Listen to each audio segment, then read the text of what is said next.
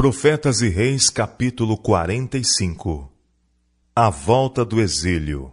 A chegada do exército de Ciro ante os muros de Babilônia foi para os judeus um sinal de que o seu livramento do cativeiro estava muito perto. Mais de um século antes do nascimento de Ciro, a inspiração lhe fizera menção do nome e providenciara um registro da precisa obra que ele faria tomando Babilônia, estando esta desapercebida e preparando o caminho para a libertação dos filhos do cativeiro. Por intermédio de Isaías, havia sido dito: Assim diz o Senhor ao seu ungido, a Ciro, a quem tomo pela sua mão direita, para abater as nações diante de sua face, para abrir diante dele as portas, e as portas não se fecharão. Eu irei diante de ti, e endireitarei os caminhos tortos, quebrarei as portas de bronze, e despedaçarei os ferrolhos de ferro, e te darei os tesouros das escuridades, e as riquezas encobertas, para que possas saber que eu sou o Senhor, o Deus de Israel, que te chama pelo teu nome. Isaías capítulo 45, versos 1 a 3. Na inesperada penetração do exército do conquistador persa ao coração da capital de Babilônia, através do canal do rio cujas águas tinham sido desviadas, na sua entrada pelos portões internos, que por descuido tinham sido deixados abertos e desguarnecidos, tiveram os judeus abundante evidência do cumprimento literal da profecia de Isaías concernente à súbita subversão dos seus opressores. E isso deve ter sido para eles um inconfundível sinal de que Deus estava moldando os negócios das nações em favor deles, pois inseparavelmente associada com a profecia que esboçava o modo como Babilônia seria capturada e cairia, estavam as palavras: Diz de Ciro, é meu pastor, e cumprirá tudo o que me apraz, dizendo também a Jerusalém, sê edificada, e ao templo, funda-te, eu o despertei em justiça, e todos os seus caminhos endireitarei.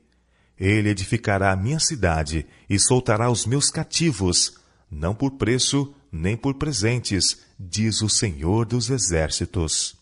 Isaías capítulo 44, verso 28 e Isaías capítulo 45, verso 13. Não foram essas as únicas profecias sobre as quais os exilados tiveram a oportunidade de basear sua esperança de breve libertação.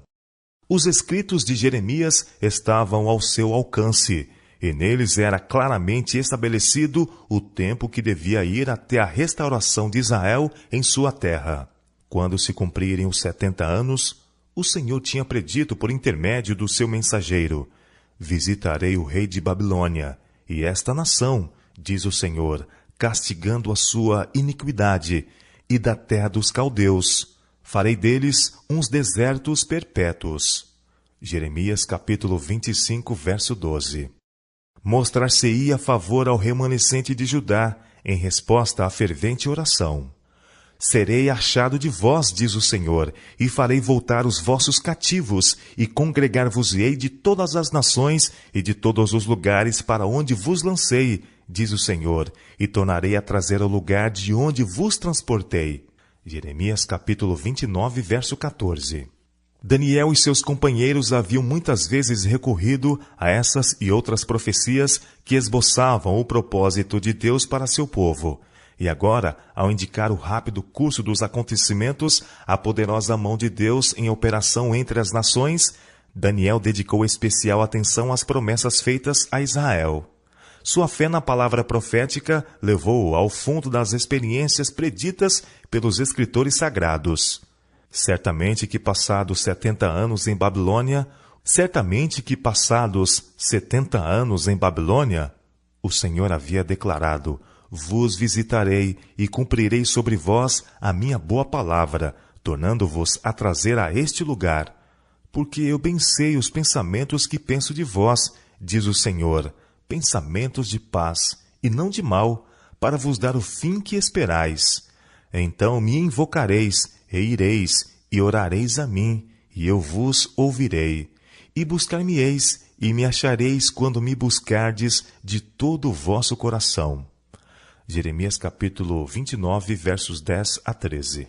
Pouco antes da queda de Babilônia, quando Daniel estava meditando nestas profecias e buscando a Deus a fim de compreender os tempos, foi-lhe dada uma série de visões concernentes ao surgimento e queda de reinos. Com a primeira visão, segundo se acha registrada no 7º capítulo do livro de Daniel, foi-lhe dada a interpretação, mas nem tudo ficou claro para o profeta. Os meus pensamentos muito me espantavam.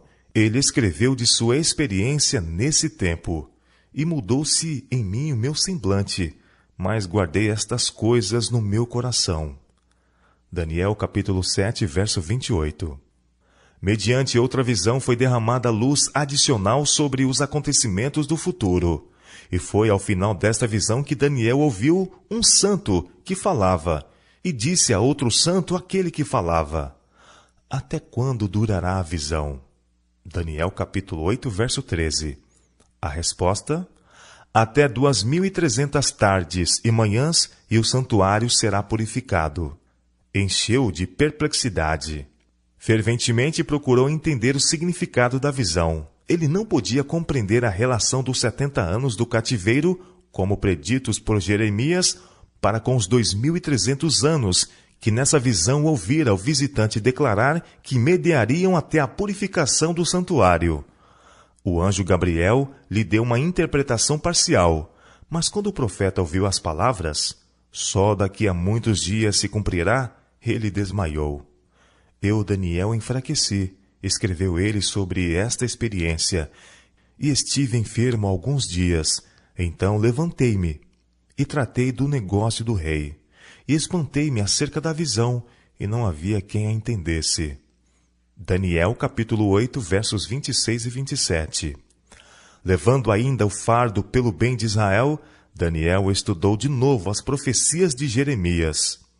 Elas eram muito claras, tão claras que ele compreendeu por esses testemunhos registrados em livros que o número de anos de que falou o Senhor ao profeta Jeremias, em que haviam de acabar as assolações de Jerusalém, era de 70 anos. Daniel capítulo 9, verso 2. Com fé fundada na segura palavra da profecia, Daniel pleiteou do Senhor o imediato cumprimento dessas promessas. Suplicou que a honra de Deus fosse preservada. Em sua petição, ele se identificou plenamente com os que não tinham correspondido ao divino propósito, confessando os pecados deles como seus próprios. Eu dirigi o meu rosto ao Senhor Deus, declarou o profeta, para o buscar com oração e rogos, com jejum e saco e cinza. E orei ao Senhor meu Deus e confessei. Daniel capítulo 9, versos 3 e 4.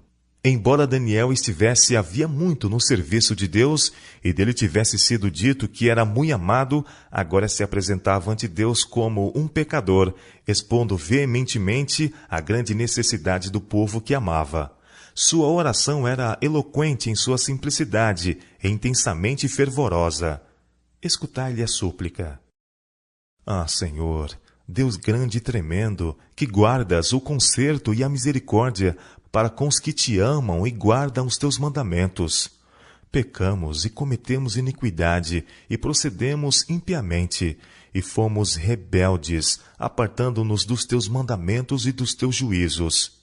E não demos ouvidos aos teus servos, os profetas, que em teu nome falaram aos nossos reis, nossos príncipes e nossos pais, como também a todo o povo da terra. A ti, ó Senhor, pertence a justiça, mas a nós a confusão de rosto, como se vê neste dia. Aos homens de Judá e aos moradores de Jerusalém e a todo Israel, aos de perto e aos de longe, em todas as terras por onde os tem lançado, por causa da tua prevaricação com que prevaricaram contra ti. Ao Senhor nosso Deus pertence a misericórdia e o perdão, pois nos rebelamos contra ele. Ó Senhor, segundo todas as tuas justiças, aparta-se a tua ira e o teu furor da tua cidade de Jerusalém e do teu santo monte, porquanto por causa dos nossos pecados e por causa das iniquidades de nossos pais, tornou-se Jerusalém e o teu povo um opróbrio para todos os que estão ao redor de nós. Agora, pois, ó Senhor nosso Deus, ouve a oração do teu servo e as suas súplicas, e sobre o teu santuário assolado faze resplandecer o teu rosto, por amor do Senhor. Inclina, ó Deus meu, os teus ouvidos e ouve. Abre os teus olhos e olha para a nossa desolação e para a cidade que é chamada pelo teu nome, porque não lançamos as nossas súplicas perante a tua face, fiados em nossas justiças, mas em tuas muitas misericórdias. Ó Senhor, ouve. Ó Senhor, perdoa. Ó Senhor, atende-nos e opera sem tardar, por amor de ti mesmo, ó Deus meu, porque a tua cidade e o teu povo se chamam pelo teu nome. Daniel capítulo 9, versos 4 a 9 e versos 16 a 19. O céu se curvou para ouvir a fervente súplica do profeta. Antes mesmo que ele tivesse terminado a sua súplica por perdão e restauração, o poderoso Gabriel apareceu-lhe outra vez e chamou a sua atenção para a visão que ele tivera antes da queda de Babilônia e da morte de Belsazar. E então o anjo esboçou-lhe em pormenores o período das 70 semanas, que devia começar com a ordem para restaurar e para edificar Jerusalém. Daniel capítulo 9, verso 25. A oração de Daniel tinha sido proferida no ano 1º de Dário, o monarca Medo, cujo general Ciro tinha arrebatado de Babilônia o cetro do governo universal. O reinado de Dário foi honrado por Deus. A ele foi enviado o anjo Gabriel para o animar e fortalecer. Daniel capítulo 11, verso 1. Após sua morte, cerca de 2 anos depois da queda de Babilônia, Ciro o sucedeu no trono, e o início do seu reinado marcou o fim dos 70 anos desde que o primeiro grupo de hebreus tinha sido levado cativo por Nabucodonosor de sua pátria judaica para a Babilônia. O livramento de Daniel da cova dos leões tinha sido usado por Deus para criar uma impressão favorável no espírito de Ciro, o Grande. As excelentes qualidades do homem de Deus como estadista de vistas largas levou o governante persa a mostrar-lhe marcado respeito e a honrar suas decisões. E agora, justo no tempo em que Deus tinha dito que faria fosse seu templo em Jerusalém reconstruído, ele moveu Ciro como seu instrumento para discernir as profecias com respeito a ele mesmo, com as quais Daniel estava tão familiarizado, e a conceder ao povo judeu a sua libertação. Tomando o rei conhecimento das palavras que prediziam, mais de um século antes do seu nascimento, a maneira pela qual Babilônia deveria ser tomada, ao ler a mensagem a ele dirigida pelo Rei do Universo, eu te cingirei, ainda que tu não me conheças, para que se saiba, desde o nascente do sol e desde o poente, que fora de mim não há outro. Ao ver diante dos seus olhos a declaração do eterno Deus, por amor de meu servo Jacó e de Israel, meu eleito, eu a ti te chamei pelo teu nome, pus-te o meu sobrenome, ainda que me não conhecesses. Ao descobrir o inspirado registro, eu o despertei em justiça, e todos os seus caminhos endireitarei, e ele edificará a minha cidade, e soltará os meus cativos, não por força, nem por presentes. O seu coração foi profundamente movido, e ele se determinou cumprir sua missão divinamente indicada. Ele libertaria os judeus cativos. Ele os ajudaria a restaurar o templo de Jeová. Numa proclamação escrita publicada por todo o seu reino, Ciro fez conhecido o seu desejo de providenciar o retorno dos hebreus e a reconstrução do seu templo. O Senhor, Deus dos céus, me deu todos os reinos da terra. O rei reconhecia com gratidão em sua proclamação pública. E ele me encarregou de lhe edificar uma casa em Jerusalém, que é em Judá. Quem há entre vós, de todo o seu povo, seja o seu Deus com ele, e suba a Jerusalém, e edifique a casa do Senhor, Deus de Israel. Ele é o Deus que habita em Jerusalém, e todo aquele que ficar em alguns lugares em que andar peregrinando, os homens do seu lugar o ajudarão com prata, e com ouro, e com fazenda, e com gados, afora as dádivas voluntárias. Esdras, capítulo 1, versos 1 a 4. Esta casa se edificará, ordenou ele mais tarde com referência à estrutura do templo. para lugar em que se ofereçam sacrifícios, e seus fundamentos serão firmes. A sua altura de 70 côvados, e a sua largura de 70 côvados, com 3 carreiras de grandes pedras, e uma carreira de madeira nova, e a despesa se fará da casa do rei. Demais disto, os vasos de ouro e de prata da casa de Deus, que Nabucodonosor transportou do templo, que estava em Jerusalém, e levou para a Babilônia, se tornarão a dar, para que vão ao seu lugar, ao templo que está em Jerusalém. Esdras, capítulo 6, versos 3 a 5. As novas deste concerto alcançaram as mais distantes províncias do domínio real, e em todo lugar entre os filhos da dispersão houve grande regozijo. Muitos como Daniel tinham estado a estudar as profecias e a buscar as prometidas intervenção de Deus em favor de Sião. E agora suas orações estavam sendo respondidas, e com gozo de coração podiam unidos cantar. Quando o Senhor trouxe do cativeiro os que voltaram de Sião, estávamos como os que sonham. Então a nossa boca se encheu de riso e a nossa língua de cânticos. Então se dizia entre as nações: grandes coisas fez o Senhor a estes, grandes coisas fez o Senhor por nós, e por isso estamos alegres. Salmo capítulo 126, versos 1 a 3. Então se levantaram os chefes dos países de Judá e Benjamim, e os sacerdotes e os levitas, como todos aqueles cujo espírito Deus despertou. Esse foi o piedoso remanescente, cerca de 50.000, dentre os judeus das terras do exílio, que se determinaram tirar vantagem da maravilhosa oportunidade a eles oferecida, para subirem a edificar a casa do Senhor que está em Jerusalém. Seus amigos não lhes permitiram sair com mãos vazias, e todos os que habitavam nos arredores lhes confortaram as mãos com vasos de prata, com ouro, com fazenda, e com gados, e com coisas preciosas. A essas e muitas outras ofertas voluntárias foram acrescentados os vasos da casa do Senhor que Nabucodonosor tinha trazido de Jerusalém. Estes tirou Ciro, rei da Pérsia, pela mão de Mitredate, o tesoureiro. Todos os vasos de ouro e de prata foram 5.400, para uso no templo que ia ser reconstruído. Sobre Zorobabel, um dos descendentes do rei Davi, Ciro colocou a responsabilidade de agir como governador do grupo que retornava para a Judéia. E com ele estava associado Josué, o sumo sacerdote. A longa viagem através do árido deserto foi feita em segurança, e o feliz grupo, grato a Deus por suas muitas mercês, imediatamente tomou a si a tarefa de reconstruir o que havia sido derribado e destruído.